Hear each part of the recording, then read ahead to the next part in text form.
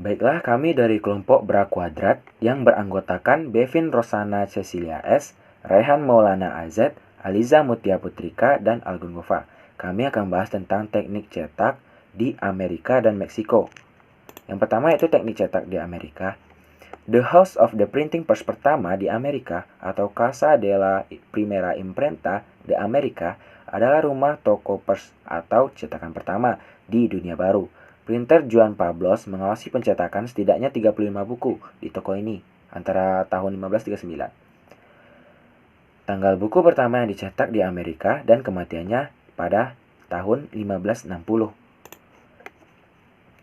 Selanjutnya Rumah ini awalnya dibangun oleh Geronimo de Aguilar pada tahun 1524 dan terletak di tepi luar area suci wali kota Templo sebelum penaklukan. Setelah mendapatkan izin dari Raja Spanyol Carlos F dan Uskup Agung Mexico City, Juan de Zumárraga membawa mesin cetak dari Eropa pada tahun 1539. Pers itu didirikan di rumah ini, yang kemudian disebut Casa de las Campanas atau Rumah Bells, oleh penerbit yang berbasis di Sevilla Juan Kronberger dengan pencetakan Italia Juan Pablos yang bekerja untuk biaya hidupnya selama 10 tahun. Selanjutnya akan dibacakan oleh teman saya. Terima kasih. Selanjutnya, mereka mulai mencetak dokumen-dokumen yang berhubungan dengan Raja Muda dan Gereja. Salah satu dokumen tersebut adalah Katekismus berjudul Breviae Mas Compendiosa Doctrina Cristiana en Lengua Mexicana y Castellana, doktrin Kristen singkat dan paling ringkas di dalam bahasa Meksiko, ditulis oleh Uskup Agung sendiri. Setelah bertugas sebagai percetakan, rumah tersebut berpindah tangan berkali-kali dan digunakan untuk beberapa tujuan.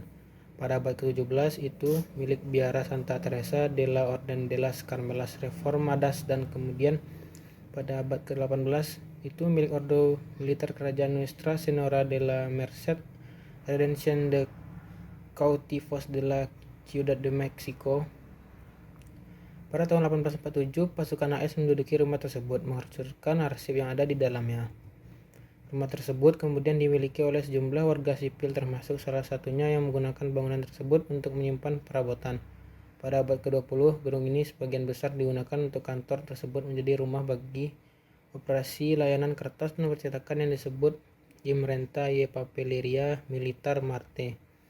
Rumah itu terus berpindah tangan hingga tahun 1989 ketika Universidad Autonoma Metropolitana atau UAM membeli rumah tersebut dengan tujuan untuk merestorasinya.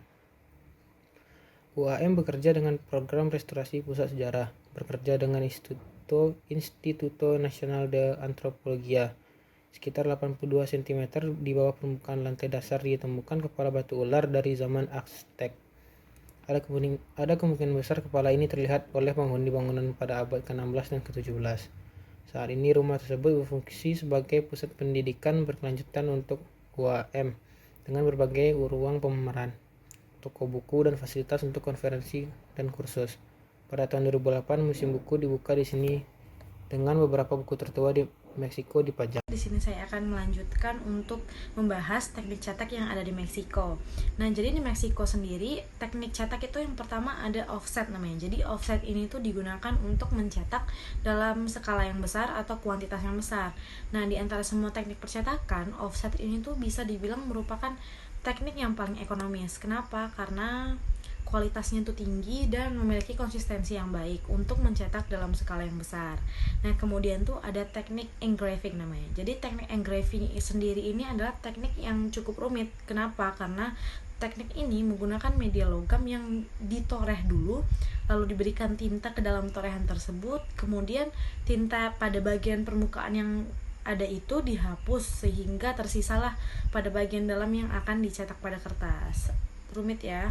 Selanjutnya di sini ada teknik etching namanya. Jadi teknik etching ini tuh merupakan teknik cetak seni grafis dengan media tembaga yang dilapisi media seperti lilin, lalu kemudian ditore menggunakan alat khusus seperti jarum etsa namanya untuk menoreh tembaga. Kemudian tembaga itu akan dicelupkan ke dalam asam nitrat yang bersifat korosif terhadap tembaga yang tidak dilapisi oleh lilin.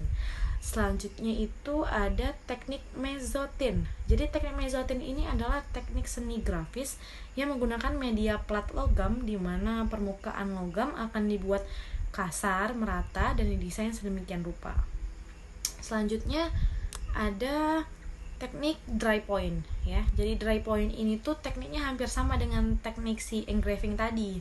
Nah, cuma si teknik dry point itu dia itu menoreh media seperti tembaga maupun akrilik sehingga menimbulkan kerusakan pada permukaan media yang bisa menghasilkan sebuah visual seni. Jadi teknik pencetakan dry point-nya itu melapisi plat dengan tinta, lalu kemudian menyisakan tinta pada bagian dalam, kemudian dicetak di atas kertas yang sudah dibasahi atau lembab, lalu dicetak menggunakan mesin press, di mana permukaan kertas akan menyerap tinta yang tersisa pada lapisan dalam cetakan.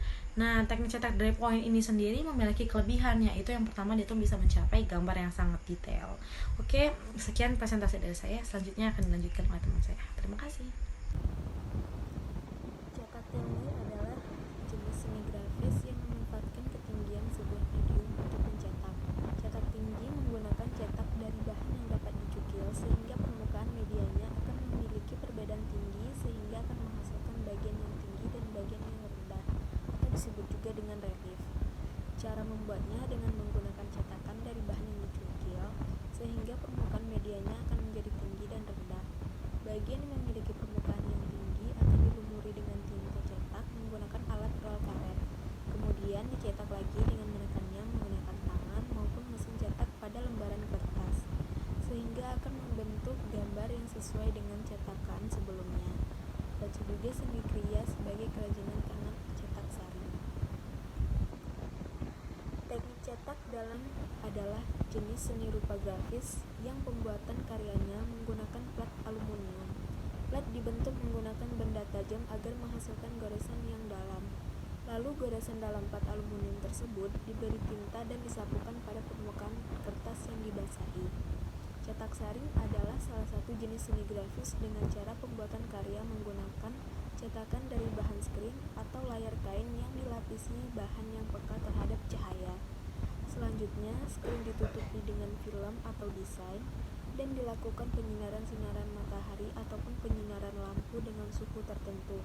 Langkah selanjutnya adalah skrin dicuci dan akan terbentuk cetakan berlubang sesuai dengan film yang dicetaknya. Cetak datar. Cetak datar adalah suatu teknik dalam seni grafis yang dibuat dengan menggunakan plise datar dengan prinsip saling menolak dan saling menerima antara tinta dan air. Cetak datar hanya mendapatkan perlakuan khusus pada bagian tertentu untuk